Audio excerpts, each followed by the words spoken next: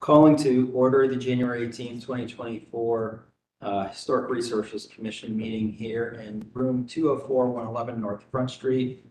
It is 4:09 p.m. The next business meeting of the commission will be Thursday, February 1st, 2024 at noon here in, next door in room 205, 111 North Front Street, second floor, with the next hearing of the commission being February 15th, 2024 at 4 p.m., 111 North Front Street, also this room with 204 on the second floor. The swearing in of the staff here present this evening. Jacqueline, raise your right hand. Do you swear to tell the truth in your testimony before the commission this evening? I do, Jack, myself. Thank you. And the introduction of the commissioners here present this evening, starting on my far left. Stuart Gibney. Take Baba. Clyde Henry. Justin McCabe. Is there anything this evening in public forum, Jacqueline? Yes, we did have the Commissioner Pledge of Ethics or oath, and then we have Josh Curtis, the attorney, is joining us tonight, who will be giving the oath. Wonderful, thank you. We'll turn this over to Josh then.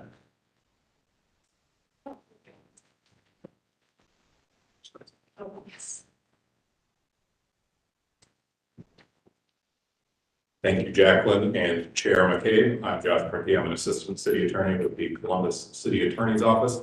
I'm here on behalf of the city attorney in Josh Monroe, who had a conflict arise today. He's your normal representative, but I'm filling in for him.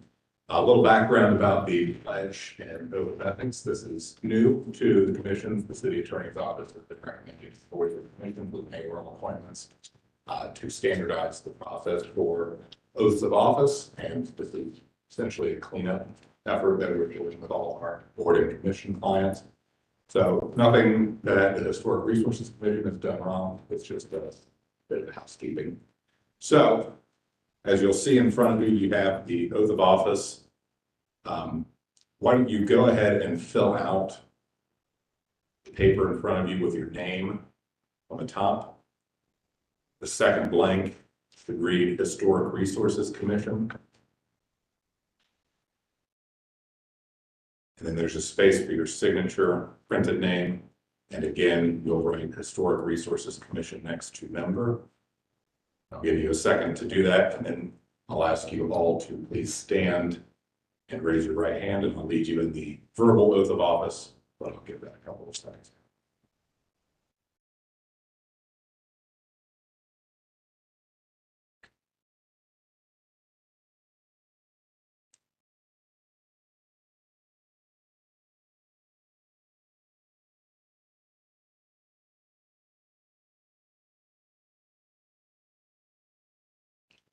Leave the bottom portion of the oath blank. I will fill that in after we're done taking.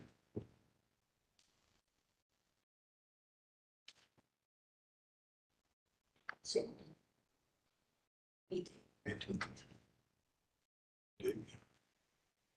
That is January 8th. All right, if you would please stand. Raise your right hand. As you know, this will be broken into segments. The first segment, you'll say "I" and state your name.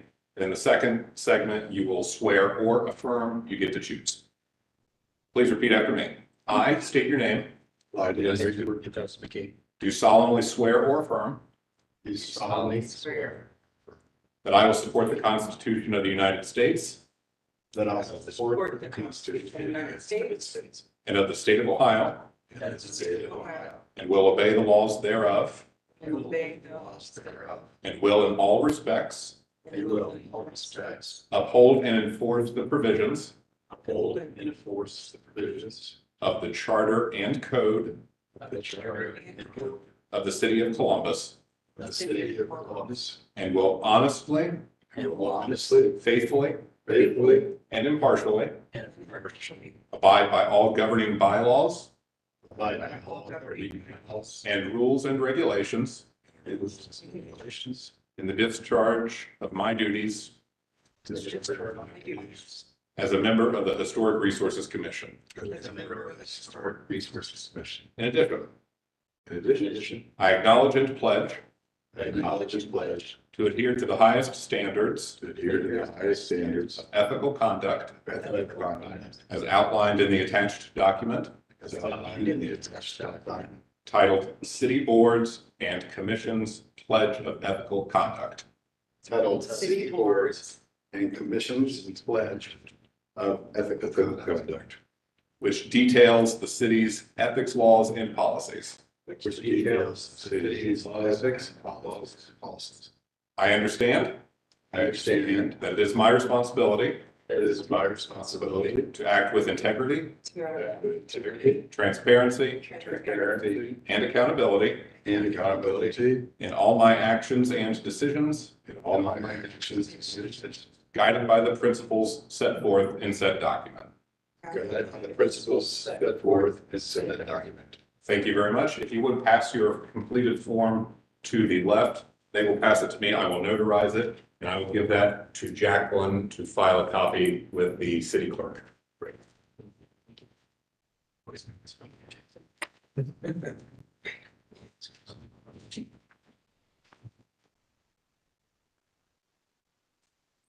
Okay, thank you. Any other items for public forum this evening, Jacqueline?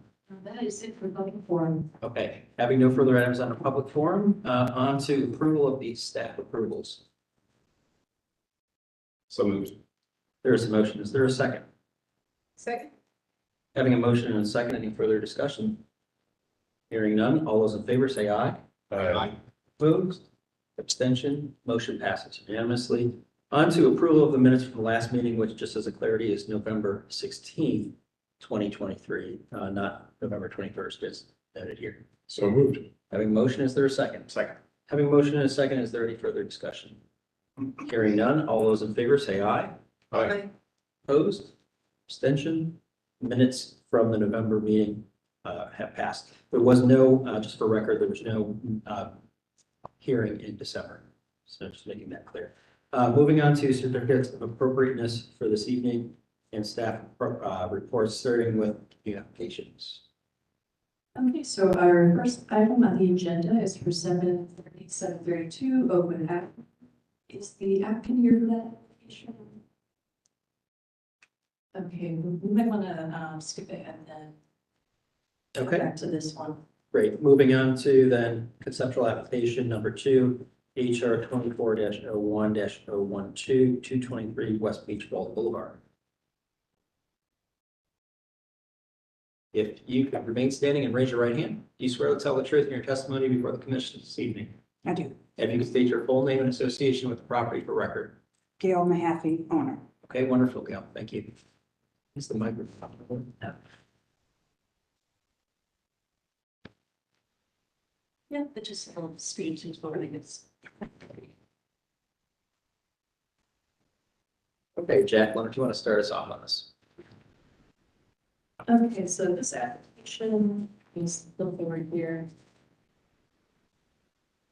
223 West Beach Boulevard, so it is conceptual. The application is for landscaping, including replacement of a shadow box fence and a timber retaining wall, which were damaged by a tree, with a new boardwood fence. That would be 6 feet tall, and a new retaining wall that would be wood as well. To level a paddock area and expand the paddock area using degraded granite, to install boulders, fieldstone, and steppers, adding a planting border along the north sloping side of the existing patio, the installation of 182.78 square feet of a cedar pergola, which would be about 9 feet, 8 inches high, the installation of a boardwalk with wood decking, the installation of a stone semicircular wall in the front yard area to create seating, the installation of machine cut steps, and the installation of path lights. So an application to replace balcony decking was previously moved to staff and approved as HR 2204-006. And that application has been split from this. It has been renewed since it was previously approved. And that is now HR 24-02-003. So for this application, general staff recommends regrading the fence area to avoid installing a new replacement retaining wall, and recommend providing any product cut sheets or drawing when this is submitted for action to show the proposed machine cut steps and light fixture cut sheets. At the January board business meeting, the commissioners requested an existing condition site plan to show the before and after. The commission asked what portion of the site will be regraded and about how much land will be moving. The commission noted that the planting list looked fine. The commission asked if any trees would be removed, asked if the pergola will need a permit. The commission requested an elevation of the pergola be included. Commission asked staff to confirm heights of previously pergolas to be consistent. And the commission know that they rarely approve fences over 6 feet in height. So for the pergola information, prior approved pergolas have ranged from about 8 feet to 9.5 feet in height. And there has been a shed roof pergola that was previously approved with the tallest end being 10 feet 8 inches. And then that shortest end of that shed roof pergola being about 8 foot 3 inches. So in other words, there is precedent for some ranges of height. So in response to the business meeting feedback, the applicant has provided the existing condition site plan and elevation of the pergola and have noted the following, that the pergola area will be minimally graded for the addition of base stone, and that is required to level the lower elevation for the extended outdoor pergola living zone. They noted that all spoils would remain on site for fill and soil amendments, that the area will require additional basing, but will be approximately 280 square feet. The applicant noted that the city of Columbus does not require permitting of pergolas that have an open roof and that are not attached to a dwelling. So in this case, the pergola will not need a permit. And the attached documents include the elevations that were requested, including specifically page L4, and then the pergola dimensions as well. And then they noted that since the city of Columbus requires permits for fences over 6 feet in height, the drawings have been updated to indicate a 6 foot max height for the fencing. And that way no permit is required for the fencing as well. So since this is conceptual application, the commissioners should offer design feedback that can be utilized by the applicant to further refine the proposal for review at a future interested meeting. And so no action is required. The basis for the staff recommendations are the City Code 316.13 standards for site improvements, specifically letter A, and the Columbus Register of Historic Properties Architectural Guidelines, specifically fences, page 76, patios and decks, page 77, lighting on page 79, and historical plants and landscaping on page 83. And I'll turn it over to the commission. Would the applicant like to add anything at this time? Geez, that was pretty thorough. Okay. We'll turn this over to commission for comments and questions here.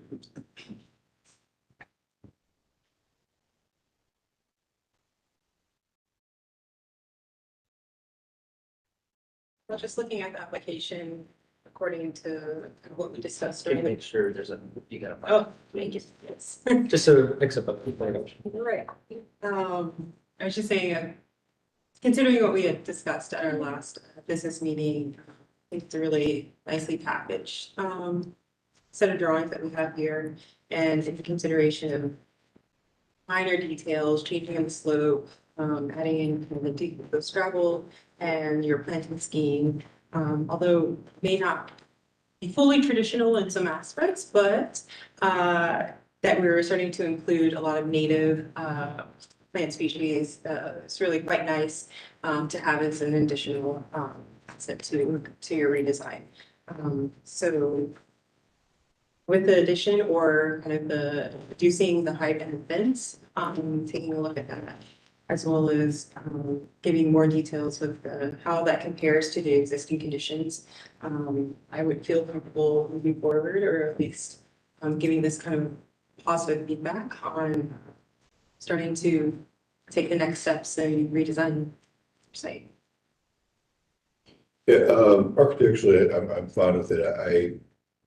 I did want to know the height that we had approved in the past, because I wanted to make sure we weren't setting any precedents, and if we were, that we were being very clear and understanding that we were, but because we've done it before, I guess we. And there is no roof on this, so. Yeah, right, and, yeah, we, every applicant needs to be treated the same, and as a president, need to keep with it, so I'm fine with it. I actually don't have any comments on the proposal. I think it's great. I appreciate the very complete package after a great time. Thank you. I do have a couple of questions because it's out for bid at this point to a couple of different contractors. I'm anticipating I anticipate that I probably won't be able to do it all at once. So if there's approval, how long does that last? So the approval is good for 1 year, and then you can renew it, within, basically as long as 2 years haven't passed, then you would have it for another year. If you know that there's certain portions of the application that you're ready to move forward on, you could always submit, just for those. But otherwise, you can still do the renewal part, if you're not sure. Okay. And what if, once I get the bids back, which I anticipate may happen, I may have to cut some corners. I have to make some changes to reduce costs. What would that process be? How would I have to work with you to say, here's what we're going to change just to reduce some costs if it's minor?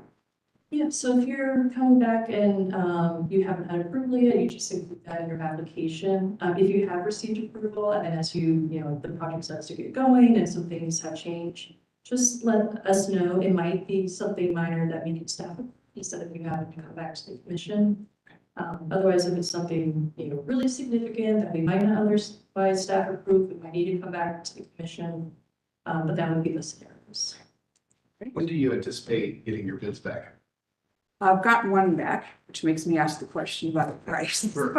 So it's like, well, I don't think they actually want this job. I'm hoping that was the reason for the pricing, but both of the other contractors are not going to be able to start until the spring. So there's no real rush to get the bids back. So I don't exactly know when I'm getting them back, but they've got all this information and they're in the process of getting the bids back to me. So. But another piece we may consider, we can postpone. And perhaps for the following month or 1 month after. So if that gives you time, then you can correct your drawings and then come in. I anticipate that there are not going to be huge changes. What I anticipate is the pergola is the area that's a priority because that's the area that was damaged by the tree. So that's the top priority and the contractors know that. The other two areas, the stone ruin and the curving path, are lower priorities. So it's just a matter of when I can do those from a financial standpoint, and I don't know that till I get the pergola price back. So it'll be sooner than 2 years. So Well, I was going to say, if you knew, for example, in the next 60 days, what those changes would be, yes, then you could modify your drawings. We could delay the process. You could modify your drawings and then bring them in once you have all your numbers together, okay, instead of going the other way around. right. Proving what you have and then redoing that to come back in. Because at that point, we're still going to need an accurate drawing Mhm. of what your intent's going to be.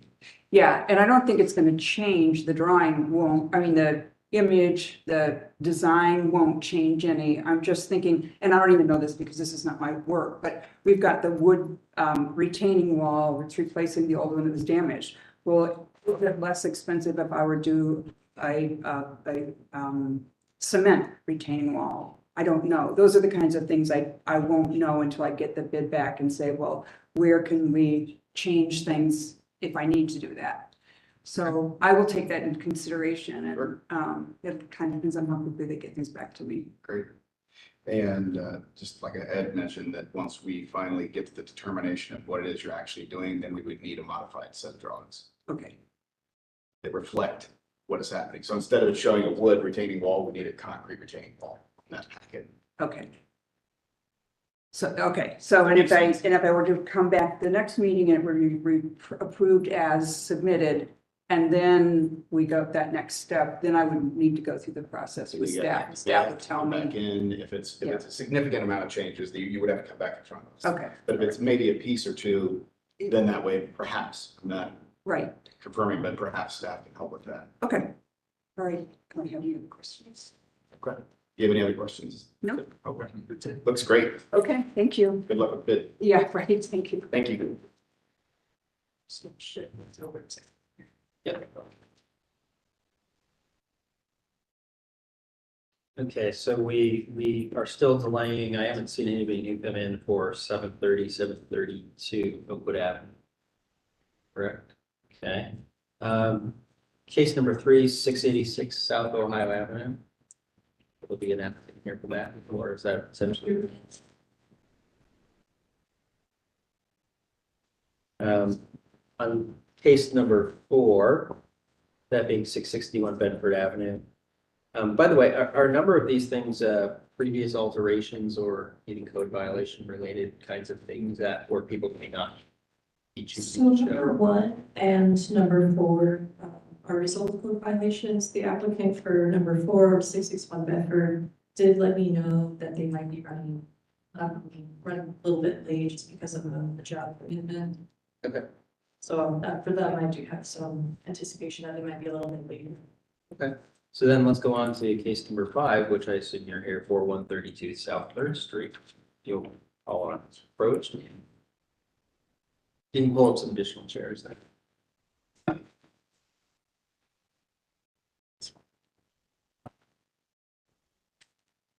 And before you all sit down, I'll have you all raise your right hand.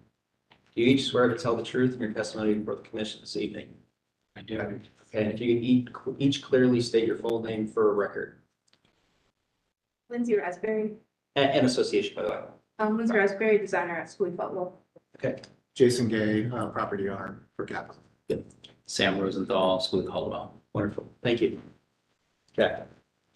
Okay, this is a conceptual application for 1.2 South Third Street, otherwise known as the Second Presbyterian Church. The proposal here is to demolish a 1920s brick addition at the rear or east elevation for a new addition, to demolish the lower portion of 2 windows and the masonry beneath those windows at the south elevation in order for new door openings, and to demolish the east portion of an exterior brick parking lot wall for a new exterior stair, as well as to construct an addition at the rear east elevation and south elevations. And that addition would be replacing the existing addition as well as the existing asphalt parking lot. So at the January 4th business meeting, the commission requested a drawing detail of where the addition is the historic building. I noted a section of the addition to help show the change of grade that the applicant was describing. The commission noted that they will need to evaluate the Columbus Register nomination and have a discussion with the full commission. Traditionally, the commission is reluctant to approve demolition. Noted that overall viability can be a factor. The commission asked if the applicant has considered bringing the glass addition higher up to avoid bisecting the windows of the historic building with glass. The commission noted that they are reluctant to change historic window openings unless it's a matter of life safety. The commission asked whether there are other alternatives to cutting into the windows, and those are very distinguishing features, and urged the applicant to look into further options. The commission noted a section drawing of the window area would be helpful. The commission noted that seeing alternatives that the applicant explored but found did not work would also be helpful. The commission noted that they will need to review a proposal for the copper fencing at the front, and that they can't recall a solid fence at the front of the building having been approved elsewhere, but noted they have approved less opaque fencing out front previously. Currently, the proposed fencing looks more like a wall that would conceal the steps, which are an important feature of the building. And then finally, the commission suggested that the applicant at some point start thinking about what kind of exterior lighting would be included. Since this is a conceptual application, the recommendation here is that the commissioners shall present feedback that can be utilized by the applicant to further refine the proposal or review at a future HRC meeting, so no action is required. The general recommendations are based on the City Code 316.14 for standards for demolition, the City Code 316.11 for standards for alteration, more specifically numbers 1, 2, 4, 5, 9, 10, and 12. And then the City Code 316.13 standards for site improvements, in general, letter A and letter B, and 3116.12 standards for new construction. Wonderful. Would the applicant like to add anything at this point? As much or as little as you'd like? I will just note that Kappa's been a steward of historic buildings downtown for many, many years. It's kind of at the core of Kappa's DNA, and the objective here really is to preserve the 1860s church And as we know from the last couple decades, that's been a very difficult thing to do without suitable use. So we feel that after many years of study, we finally have a path forward to put this church back into service as a place for people to gather, managed by capital.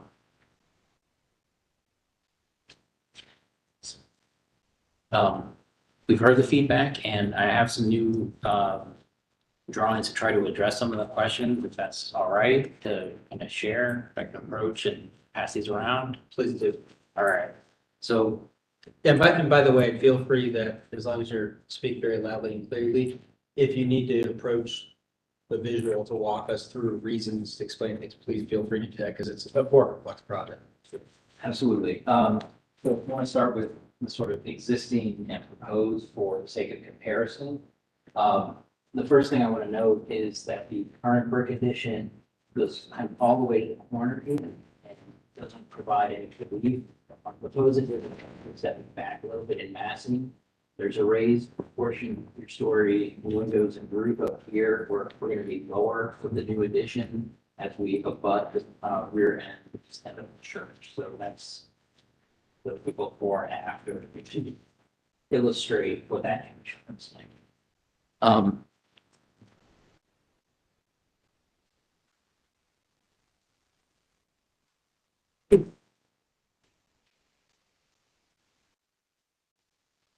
Have another series of drawings that address a study without putting any arrangements on the front to see what that looks like.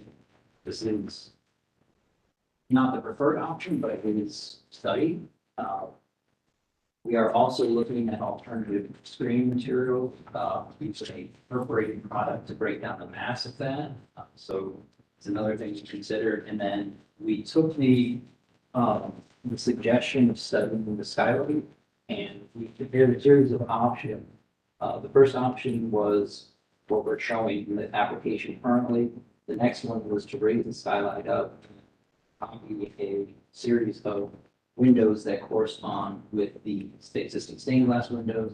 The next version was all glass. Another version looked at potentially lowering the windows, and another one looked at the glass, but creating sort of a canopy on a motif. But looking through here, this is the this is the existing proposal. In raising it up, we're concerned that we're actually kind of superseding the massing against the existing facade there along the south, and it's not what we would recommend. Of course, with the solid wall there, that doesn't provide a lot of transparency. So we looked at doing it with an all glazed installation, but with mullions, reflections on glass, we don't feel that that is going to be appropriate either, because it sort of, again, it supersedes a true view of those windows. It preserves them well and they be visible from the inside. We're amenable to working on this, but we think that the massing overall is actually not as compatible. So we did study this option and brought that along just for the sake of conversation.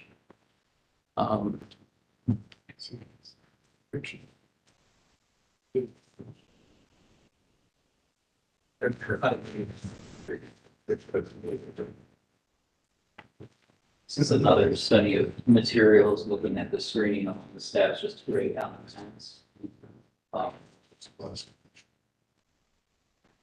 We were asked about existing grading. One of the features, one of the reasons that we're really proposing this addition is to provide an accessible means into the primary sanctuary space, which sits a little bit over 1.5 feet up from the sidewalk level, both at the west end and then also at the east end. The existing addition is about a half story off, so there's no direct path that gets you to grade. No matter which direction you go, there is no accessible. So able-bodied people are fine to come and go, but as a means of egress for emergency exits, it is only able-bodied people. This is a section going the opposite direction, showing the relationship that no matter where we are in the church, we're at least 18 inches, if not more, off the grade. So the addition helps mitigate all of that. It's also a code issue in that, I'll leave this here. It's also a code issue in that the capacity for the performance space is going to exceed 600 people and require a third means of egress out. So by providing those two doors to the south that we're proposing and those window openings, plus the existing westerly door, we're able to hit the capacity we need to. We did prepare a series of diagrams that looked at alternative placement.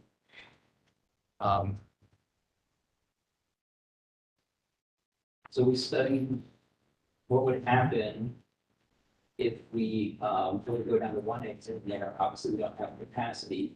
But the other thing that we did is we took a look at flipping the orientation of the building. We're to take that performance platform to this end and bring people around rather than coming through these openings.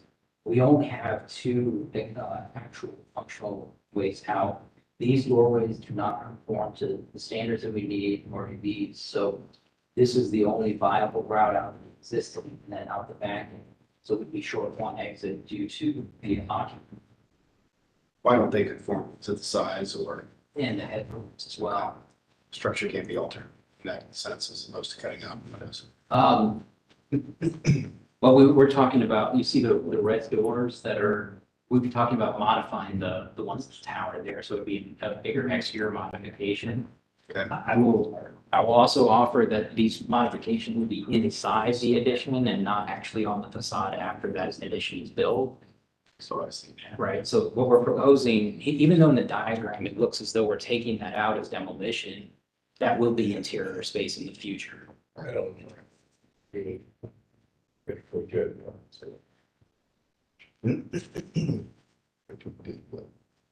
I also would like to highlight the Columbus Register. I don't know if you all saw the nomination and the listing, but it does note, it talks about the church. It notes the addition on the backside of it.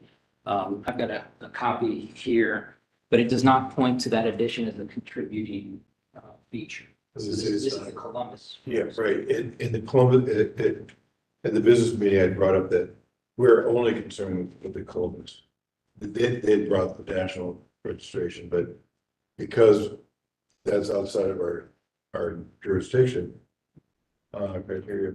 Will you have any negotiation with SHPO in the course of your project? We've spoken to SHPO. This is not pursuing tax credits, so we're not. Or public funding that requires their approval? Correct. But we did already have conversations about it because we were looking at demolition grants and other things that they might weigh in on. And the feedback was that because the period of significance from the original church was in 1860 and looking at the 1920s edition, that brick addition is outside that period of significance and also not noted in either nomination. So it's not seen as a contributing structure. And our grant funding for demolition, the funder indicated that the local authority has jurisdiction on historic changes.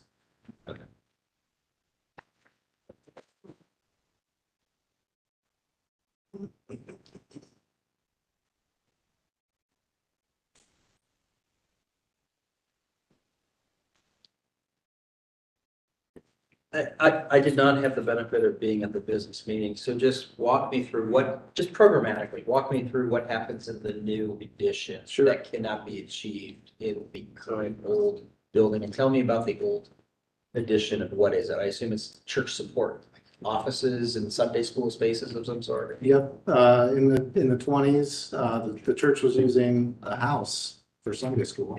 Okay. And that house burned down, and so they added this addition, but the addition is a half a story off of every other floor.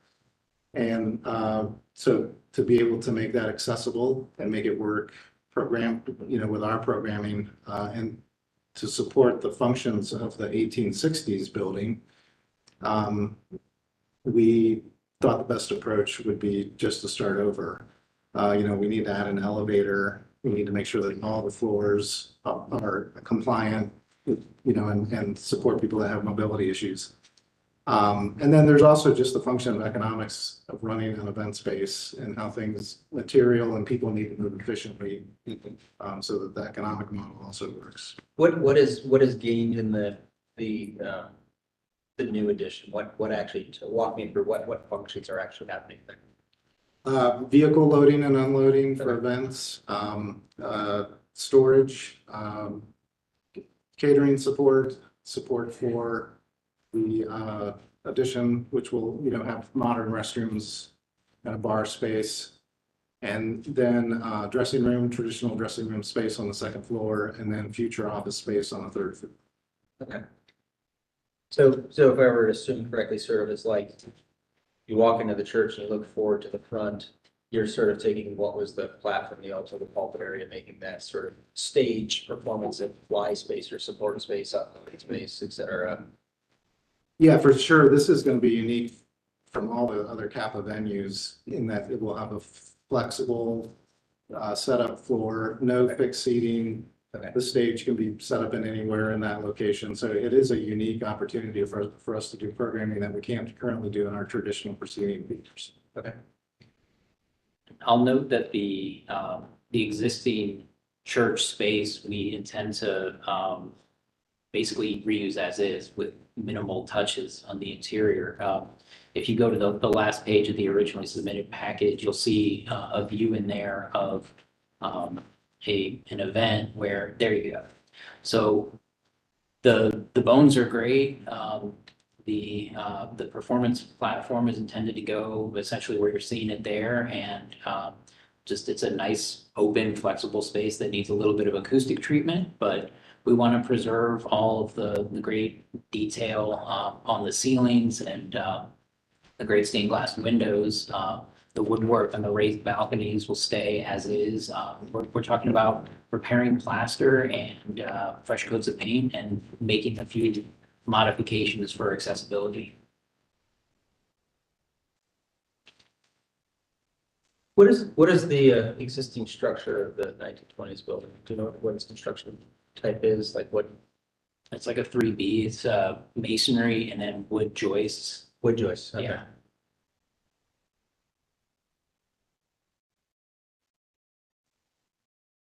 Because we sort of have purview over the outside, but not the inside, and understanding new buildings with new programs have to take on a different life or.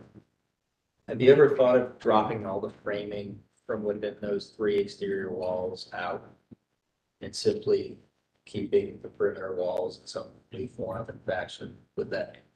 I know it gets crazy ideas, it gets a little hairy on the gymnastic side, but trying to find trade-offs on us. We did look at whether or not we could do, we call them façadomies. Yes, yeah, honestly. facade. Although that's more than, if you're dropping out the whole core in the center, yeah. It's Right. Apart from the logistics of holding those things up and ensuring everything, there is a fair amount of structure that is also cast iron that's holding up staircases and things on the inside. So we did look at placing an elevator and things like that inside that portion of the building that wouldn't be able to land on every floor. We'd have to create additional openings into the back end of the church. The way that it meets grade, that the new floors would be bifurcating the windows that are existing on the facade there. So we thought that then you get no usable windows. You don't have any real access to that outside space. And the program for the second and third floor, there's office space and support space where we want to be humane to those occupying the building. So I guess from the first standpoint is how does the commission feel about removal of the 1920s portion of structure? Like that to me is the most critical piece that we have to challenge, struggle with as a commission. By the way, it's not our personal opinion. We're here to enforce the parameters of, we can find a lot of validity in your request. And if we were, a business owner and this project wasn't listed, we may be like, yeah, that sounds great. But, we have to, obviously, we have a set of guidelines we have to work with. And demolition is one of the hardest things to grapple with as a commission. So Yeah, I absolutely agree that's the most difficult piece of it. Is this the entire application? Because the boundaries are on. Under item 5, or item D, under item 8, it says, it's generally where what the boundary description is. Is it description? Because because it looks like the description of the building is only of the original building. And it says here 1920 addition, but it's not clear as to whether that's contributing or not. But the boundary would generally show what was included and what isn't, which is why there's a boundary description. Have you checked this? That- Is it the boundary description? It is not part of the written nomination. I've not platted out the boundary description to see if it includes the written description of going the distances. I haven't put that against the, Yeah, I think you should do that. Okay. And the other thing is, when you bring copies for us, make copies for everybody. It's really hard to pass back and forth. I think you should do that because that's probably your best possibility, because that would end the discussion immediately. Because if it's outside of the boundary of the application, and this is an older application, it's 43 years old. We even have a new, I go back to, there's a school being converted right now. That's on the Columbus Register, and a portion of its building is also not in the nomination as well. So there are buildings where you might think the whole building is off, but it's only a piece of the building, so we may be talking about a moot point here. Right, so that if in fact you prove to us that we don't have jurisdiction, we don't have jurisdiction, and then you can do, then we don't have to grapple with trying to figure out why this would be, that we would permit demolition on this, where we haven't permitted demolition on other structures, because we need to be consistent with everybody. And like in those examples, if it's proved that it's outside of our jurisdiction, we're, okay, that's hands off. But one of the challenges we really have is that it's hard to argue now that something that's 100 years old is no longer relevant, even though I get that there's a period of significance. Right.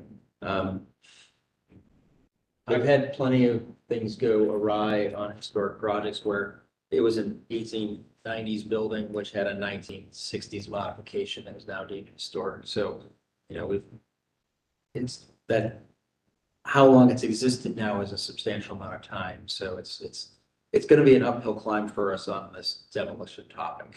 Right, but, I mean, there are a lot of buildings that could qualify to be on the listing. Correct. But if they're not on the listing, we don't have jurisdiction, so.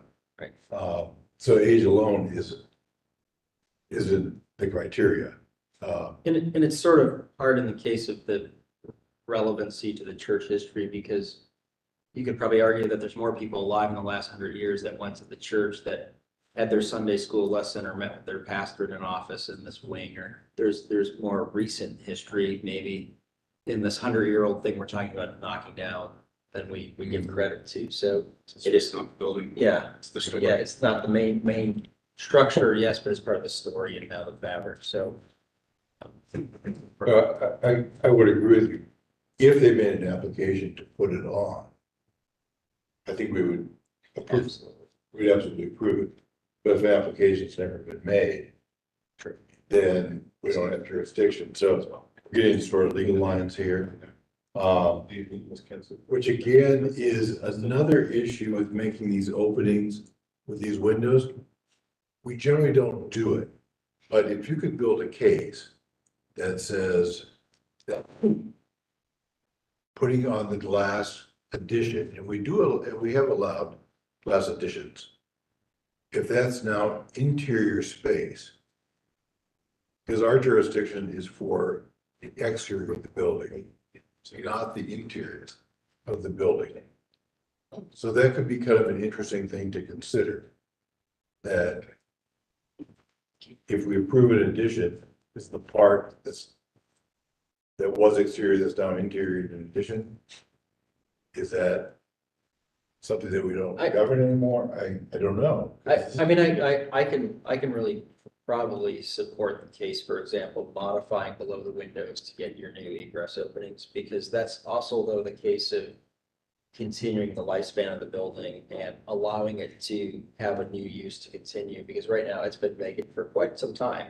And that's always been kind of looming in the back of my head, like what is ultimately gonna happen with this property? So glad to see Kappa here this evening, period, and, thinking about a reuse plan, so kudos to you. And just saying like, okay, this is a change of use, and to give it new life, it has to meet a health, welfare, and life safety issue. That does weigh into some of our decisions pretty well on record, saying there's a life safety component here and I think, you could, from a sill downward, make a modification and keep materials on site that could go back if you needed to do that, those two window openings in a very succinct sort of way.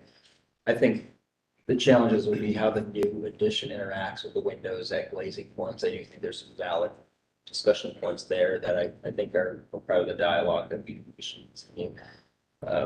General ADA access, as much as we don't want to, say it, it's like, I've seen plenty of buildings have an ADA ramp simply added to the front. That was how they achieved some things. And, it may not be what you want, but there's a practicality about how you get ADA access to as well. And you're given a lot of grace in a historic structure, how you meet ADA accessibility, that we do know. So, I'd love to hear more from the rest of the commission though, again, at least a couple of topics here, really, what their thoughts are. Yeah, I mean, I agree. I think just giving the precedent of especially the addition and the year it was built. I think it's an important piece, and I think it would be a harder argument to make as far as getting approval to have that demolished at this point in time. As far as the new clerestory windows, I think option 4, the one that you're showing it kind of below, or at the line of that kind of new second level porch setting,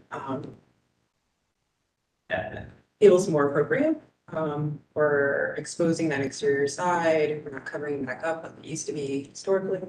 And so if that is currently present today, if we can continue that as much as possible, I think it would be important historically and culturally to what our downtown should be up to be. And I agree, I think looking at what's happening at the front of the church, regarding both the patio setting with screening and what we can do as far as adding an ADA ramp out front as much as possible. We'll love to see some additional drawings. You're working with Rome, so I feel like that's something that you guys can start to have more conversations over what those options are, and just like you did with this skylight options, just bring us a few options that we can have a more thorough conversation over. One piece of information that I didn't mention here is that the steps out of the north tower are actually in the right of way, and that if we were to do a modification, we'd be essentially having to change the front steps in order to integrate a ramp. So that's something that we need you all to weigh in as well, but we can study options for that. And again, yeah, I think that goes back to like what the argument is around code. And so that's something that we need, and I think we're willing to kind of allow those changes to be made to address that. But again, it's just playing around with a few of those ideas going on in your head just right now, but looking at how that all ties together. And so, we're showing us an example of the screening with more light filtering through, like how more porous can we get?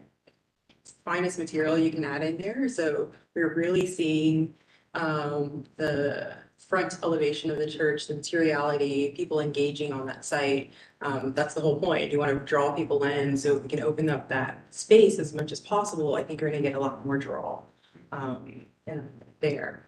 As well as just activating this kind of front area as well. So you're showing us without patio or without screening, but like what does it look like if it's just tables and chairs out there or something a little bit more permanent?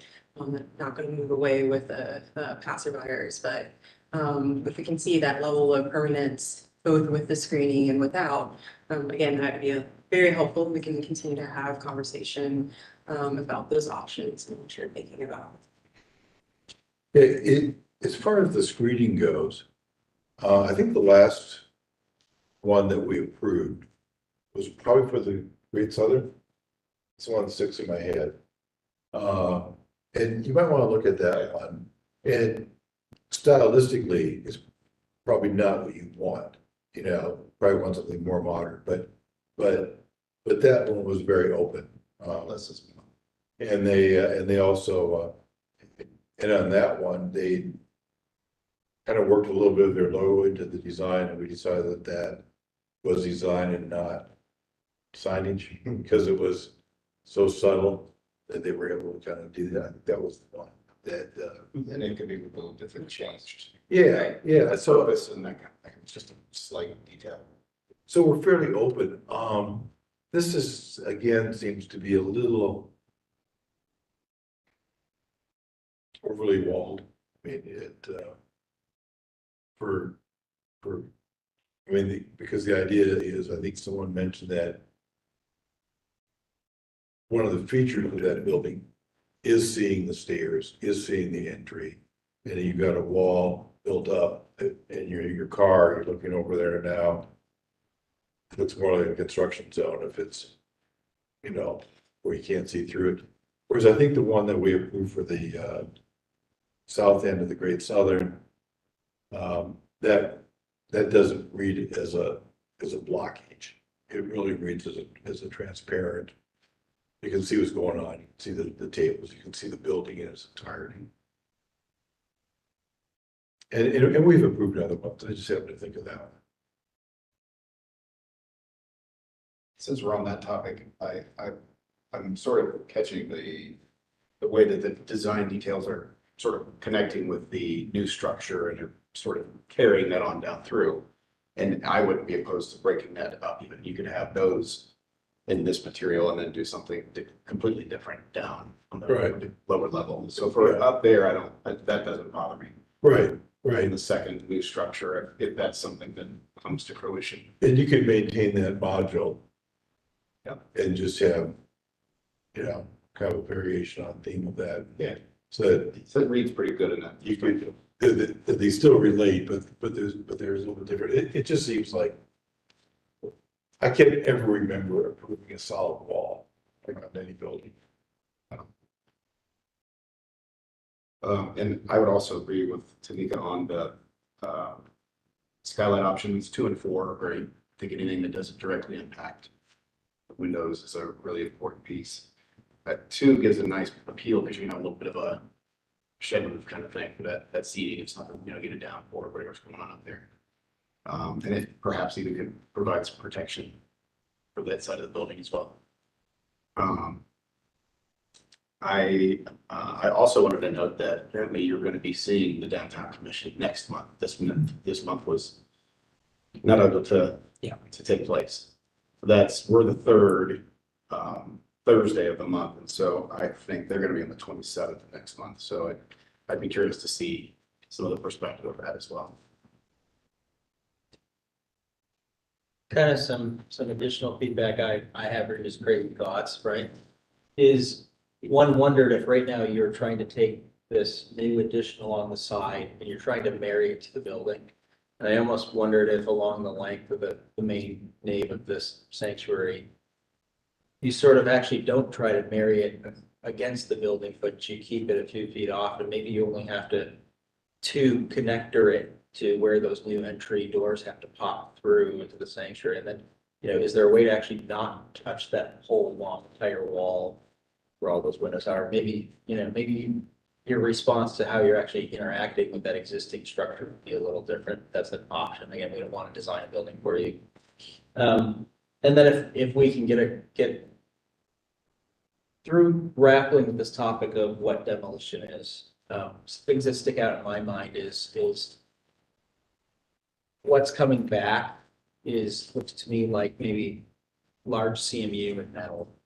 It looks like a warehouse. It doesn't look at, it doesn't speak to the quality of what the architecture is that we're losing. And I get it that it's on the backside, so maybe a less important facade for you right now. But it still has a view from other areas. And so when I look at what it's replacing, it's very simple, but it's still very elegant red brick architecture. So, it doesn't have to be red brick architecture again in replication, but I kind of feel like there's a quality difference happening between the two things. To just keep in mind. So, with the loss of something, we should gain something equally as hopefully as quality. I don't know if there's an opportunity, while I suggested, could you drop or pour out this whole thing? Is there a wall or two that somehow out of the three walls that could be kept that give homage to here's what it looked like, it's almost like, this primary elevation on the side street, like if you just had just that one wall remaining, at least you could in time say there was where the 1920s thing was. And even if everything behind that was brand new, just something to leave some sort of record. And I would encourage you to think about how you leave a trace of record of this 1920s thing rather than simply completely eradicating it. I do think that these are some of the most challenging buildings to reuse. Having tried to reuse multiple buildings myself personally with assembly spaces, I get they're the hardest thing that we can find a home for. And you are probably the best organization to try and reuse such a structure. So I don't want to derail all of the good things here because of this piece, but just if we can find a balancing act of not completely eradicating and continuing some homage to that original building that, people get an idea of like, oh, there's where it was, or that's how it was. I can think back to the very subtle things in preservation, I think it's what Ben Franklin's home or whatever in Philadelphia is nothing more than a wireframe outline of where the house was, but by golly, you go there and you know where that was. So, and right now, once that piece is gone, the history's just completely gone. So I don't know if there's some way to just rethink outside the box a little bit of this. I do have a question. The east elevation shows that lighter color stone, like brick, rather that matches a little closer to the color of the actual stone, the stone of the church. Are the other two elevations red brick, or is it just the one elevation? The existing addition has the red brick on the three elevations, and what we're proposing actually is a cast stone product. Tips make it with us. In that photograph, it looks like the less expensive brick on the side. Oh, yeah, they did. Yeah, it's interesting. Yeah, which was typical of the day. And who knows, right, even that's an alleyway,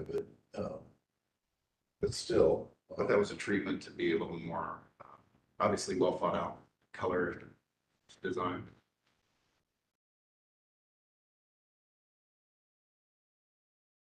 So on this, and I'm referring to this was all going to be cast stone. Yeah, we have a product here. It's the difference between renderings, right? Absolutely. But not carried through completely. We've taken some of the chips of the sandstone off the building and done color match. It's going to be a blend of the color that's in the upper right-hand corner and the second row down on the left. So like an 80-15 and then an 80-20 blend, right? And then the metal, proposing, copper's not in the budget, but doing a patina tone painted metal. That'll look good. Yeah, the addition, itself, I don't really have difficulties with. And I do appreciate that you pulled it back. I see you pulled it a little bit further back, but I understand it's a back building and, you get your dumpsters worked in there and it's very utilitarian and that's okay because it reads that way. It's an alley building and it looks good, the size of the modules, the rhythms I think are fine on it.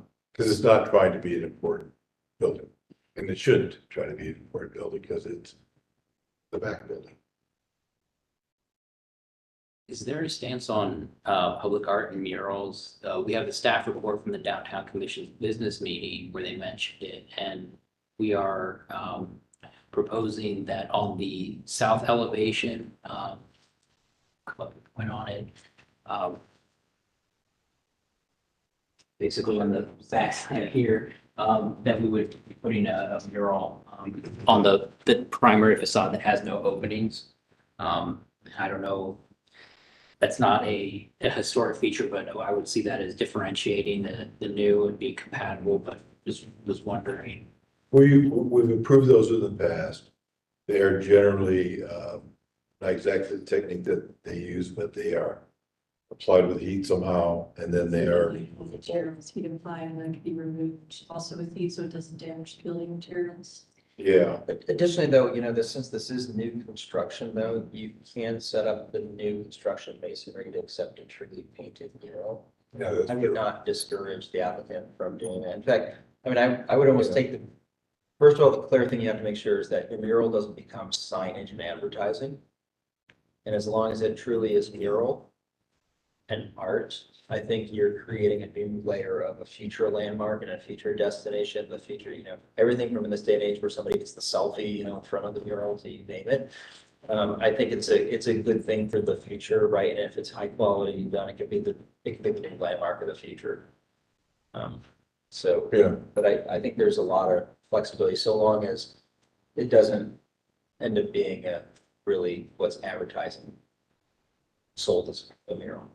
Do those designs come before you all? We have had them. Yeah, okay. We would coordinate with GCAC on that, so, well, that's definitely a goal. Okay. It's a great Yeah, opportunity yeah, to It's a great opportunity. connect what's happening in the short north and bring a lot of that vibrancy down to the downtown. And I would agree with you that if it's on the new building, it doesn't have to meet the, because it's on new building. I would though encourage us to consider the every use possible for the structure that is existing and trying to follow it and utilize that. I think it's a very sensitive approach, even noting jurisdiction sort of gray areas. It seems to be quite a contributing piece to the story structure itself, like there's windows. There was a lot of time and thought put into the way this was built, even in the 20s to do it.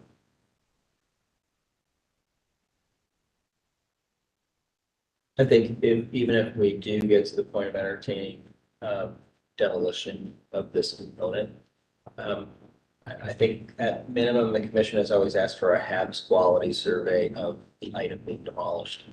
So I think that that's important to set yourself up for that documentation of plans and heavy photos and documents that can be deposited in city archive, understanding what that piece is too. We've laser scanned the building already, so we have pretty good documentation. Photos and plans and drawings are always a good thing. Yeah. Thank you for the feedback.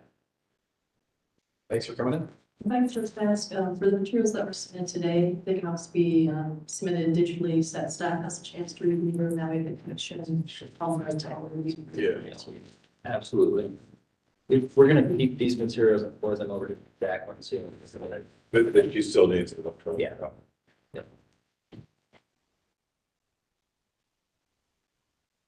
As it evolves, we look forward to working with you. If at some point, Jacqueline, I know we've had to do this with a couple other projects from very, very time to time. If it comes down to needing a joint meeting with Downtown Commission and our commission, I encourage that special calling of a meeting so that both commissions are on the same page on a complex project like this. It sometimes can save the applicant some real effort of balancing between the opinions of several commissions. But know that I fully support calling a special meeting for that. Thank you. And we want this to work pretty fast. Thank you. Thank you. But we also have our sworn duty.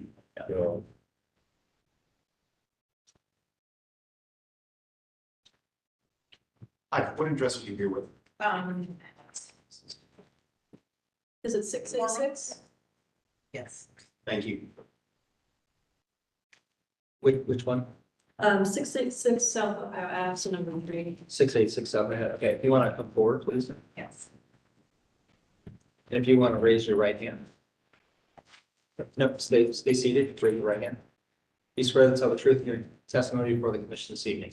Yes. If you could state your full name and association with the property for record. Yes, Stephanie Rice, and we're representing client SBS Home Improvements and Discount. Okay, wonderful. Thank you. Jacqueline. This application for 686 Ohio Avenue.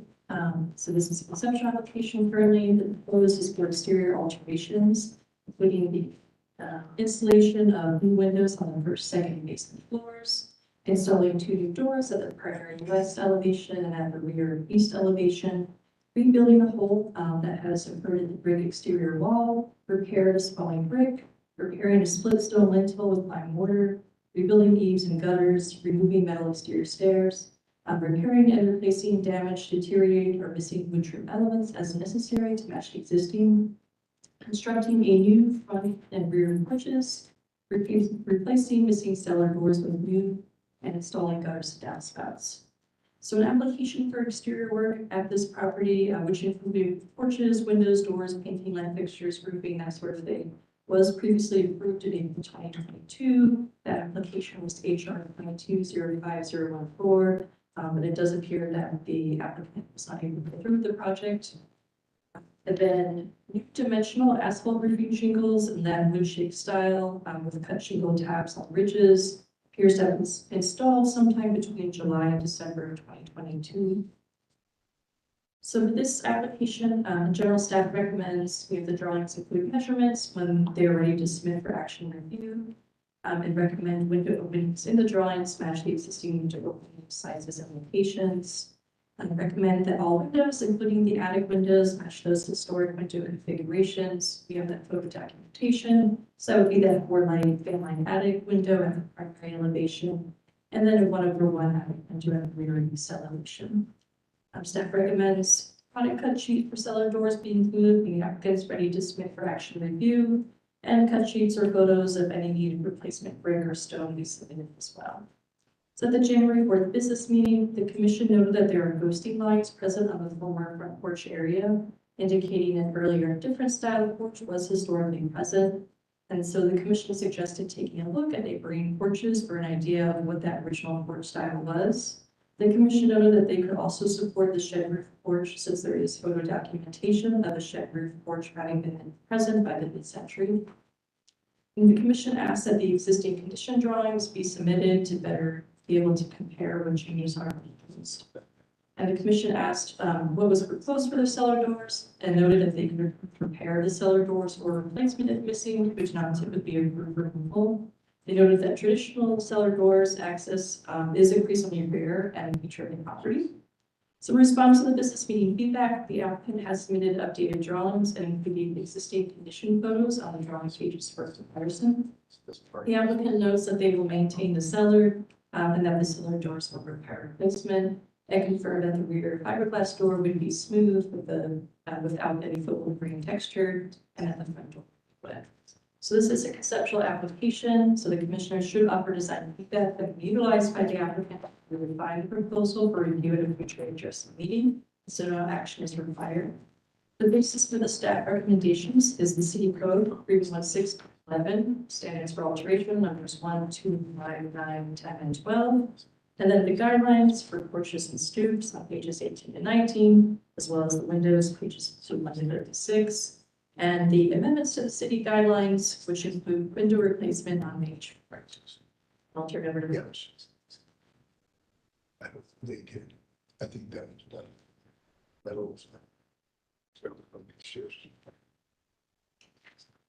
It's, What would the applicant like to add? Yes, I'm sorry. Would you like to add any?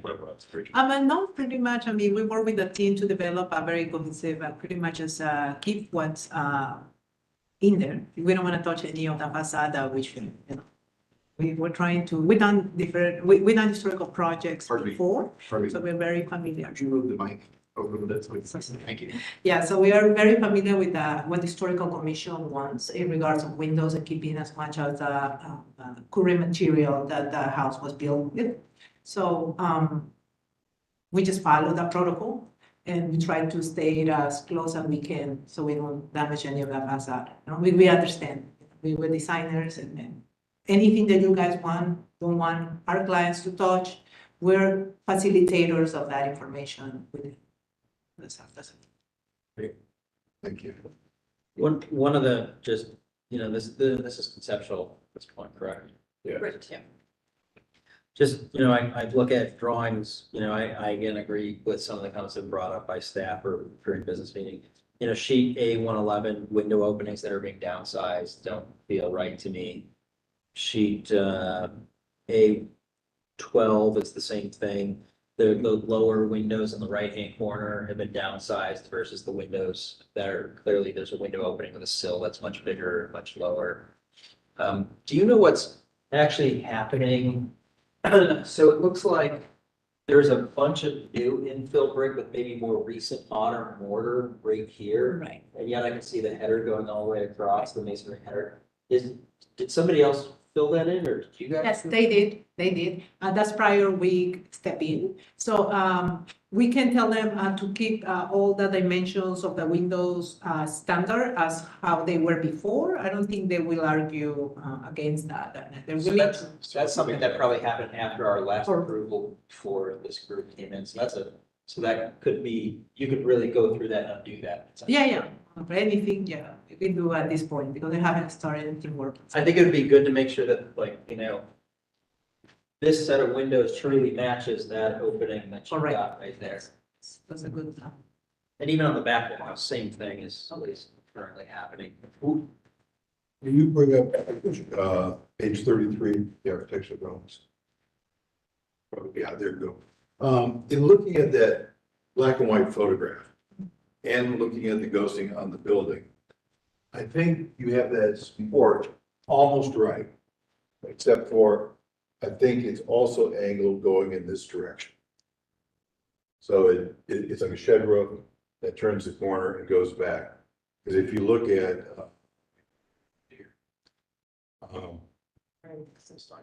bring up, page 24. We split the screen to show a picture of the house, then also the drawing. Which would then match. Sorry. Might help. It's speaking.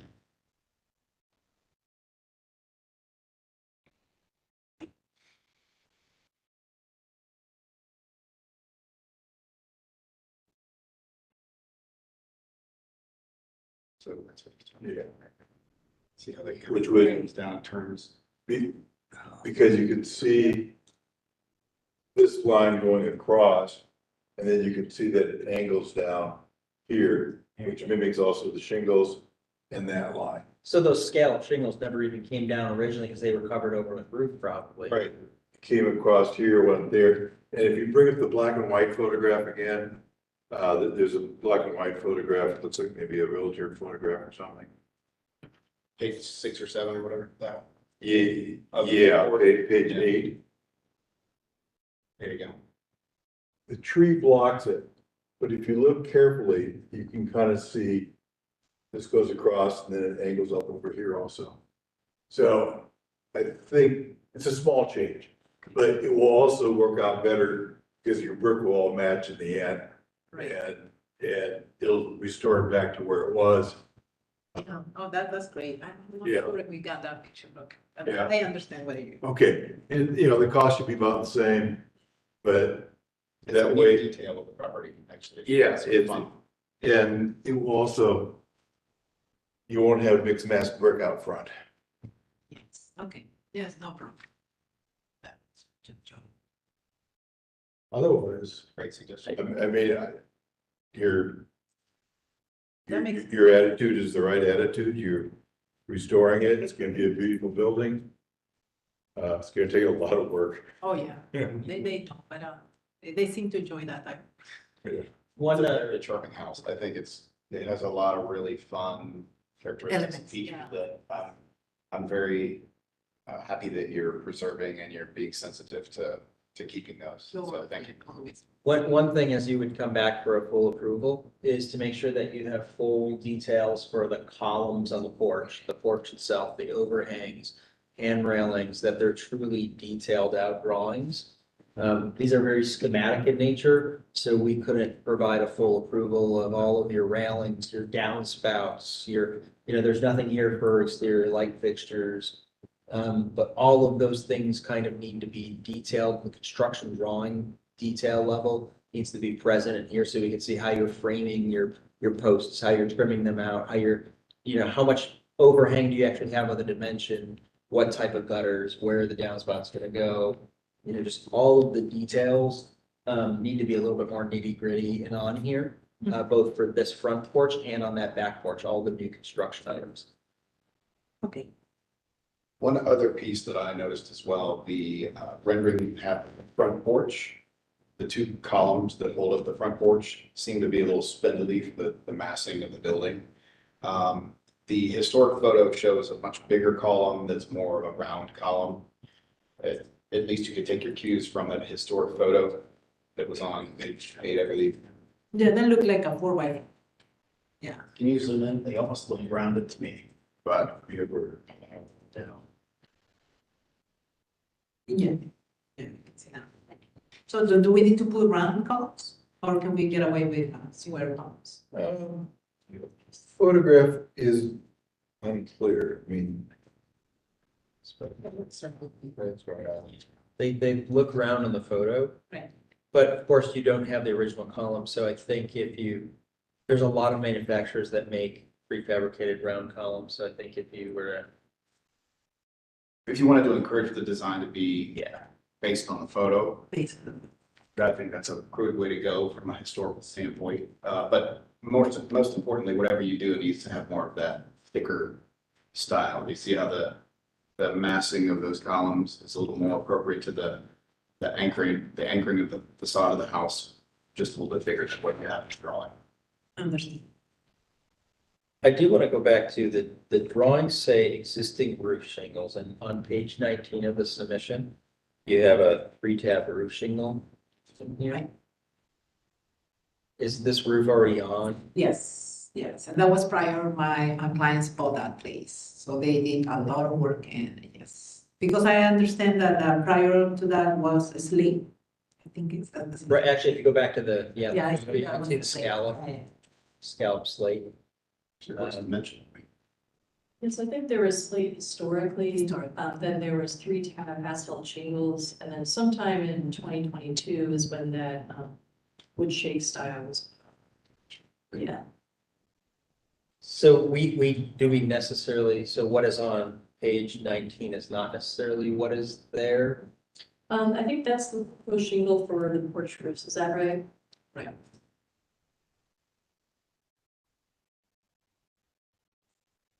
Was this a code violation for the other roof? No. I don't think it was caught. Looking at the pictures from the application that was reviewed prior, there was 3-tab. And then looking at pictures from now, something must have happened in between that. Somebody put a new roof on, just did whatever they wanted. And The current roof that's there would not be approved under clear conditions. Oh, okay, okay, so it has to be just a single tab? You can do the 3-tab. Oh. That would match the porch. And we have an approved list of roofing material. Okay. If you connect with Jacqueline, she can provide you with, there's a reference to a pre-approved list that we do accept that they can do a direct issuance I think on, that's one of them, for what you're proposing for porch roofs is from that list, right? is from the list. Yes, yes, we make sure we use. all Okay, that. then that would be perfect for the entire house. Okay.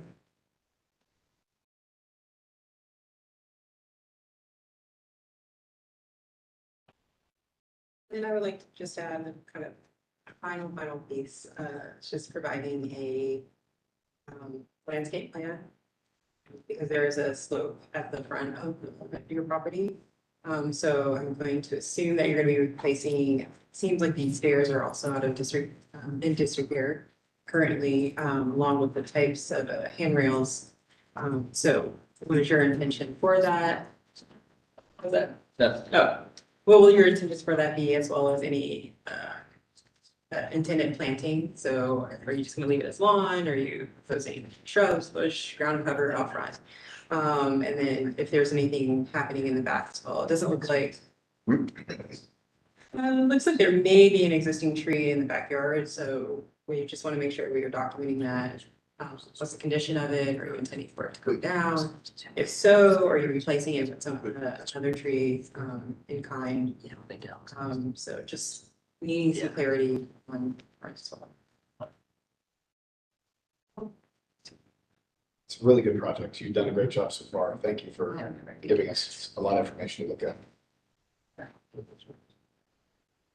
Do you have any additional questions for us? So what will be next? When will I need to turn in all these requested documentation now? Sure. So, normally the deadline for the next meeting will be tomorrow. But since you're conceptual here at this meeting today, we give it a 1 week grace period. So if you'd like to submit for the February hearing, it would be, next Thursday. If that's not enough time, that's okay. You could also submit for, the March hearing or the April hearing. It's just you get that extra week if you want to submit for the February. And then after that meeting, am I good to go to the building department or? Yeah, so once you receive approval, and it'll come in the form of a certificate of appropriateness, and we'll email that, so you come to the meeting, which says, yes, you approve, get your approval, and you take that approval and then go to the mayor. Yes, that's. And where can you get these pictures? Like the old pictures? Oh, the older pictures? Yes. So that one, the library, they have that particular kind of pictures from what they call like a real estate listing. There's not photos for every property, but luckily this one is that. So I can send you the link to it. I don't know that there's other photos. If we find any, we would definitely, share them, of course. So I can send you the link of where we get that one. All right. Yeah. I do have one quick question. Are the chimneys gone, but the existing holes are there, or what's going on? Oh, can I see the roofs? I I believe, think the chimneys are removed. yes, I believe they were. They did. I know, but You You know, the- drawing, you have a the issue- proposed chimney. these things are modifications that are, I mean, we saw this last application less than a year ago, if I'm not mistaken. They're And taking, this is what's happened in less than a year. so when they put the roof on, they tore the chimneys off, you know. I guess. So you're proposing a new chimney, a replacement chimney, on the front elevation. I believe the original photo, if we can pull that photo back up, yeah. You can see there's a little bit of that. There's a slight difference of detail, Right. and it would be most appropriate to try to mirror that detail for the chimney in the back. So do we need to put that chimney back though? Well, the roof line's there too, it's drawn. Oh, yeah. Unless I just can't see it in that elevation. Is there something going on with the roof? See Yep. that? Or is that just the picture? Yeah, well, the drawings are bad. It's just. I think the drawings don't match actually what is actually in the field. The drawings should have additional lines to show how that piece of the roof comes forward. And then the chimney. Oh, I see. Okay. And, because there's almost like a little cable piece that goes on. And the drawings are missing a lot of lines. Can we pull up a bid picture?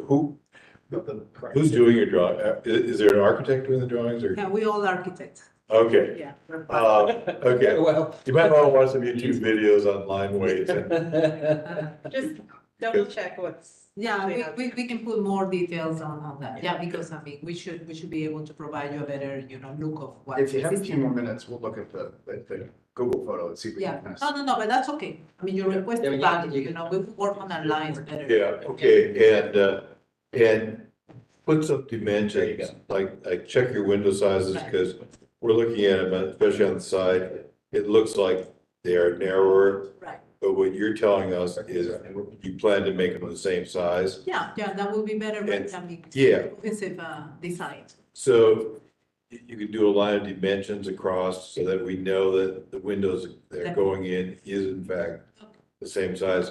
Because we need documentation as to what you're doing. Yeah, okay, yeah, not a problem. And I don't think there's a requirement for an architect, is there? On a similar thing. No, just, the planning side of things, they just need to be to scale and measured. Right. I'm not sure. But they have to be adequate detail, so, somebody has to provide us, for example, there's a lot of corbelling and detailing of that brick up at the top of that chimney. Somebody has to accurately draw that, or somebody has to accurately draw the soffits and the overhangs and those handrail details and stuff. And they have to be details that are gonna be buildable. Right. And I'm thinking if we had, it's difficult to see here, but if we had a photo of the north elevation, I think that's north, whereas between the building with the yellow front porch and the structure we're talking about, you would, if we could sneak down in between those two buildings and see, well, there you go. You can see where that chimney actually is supposed to exist and how that ties in with your drawings. Right.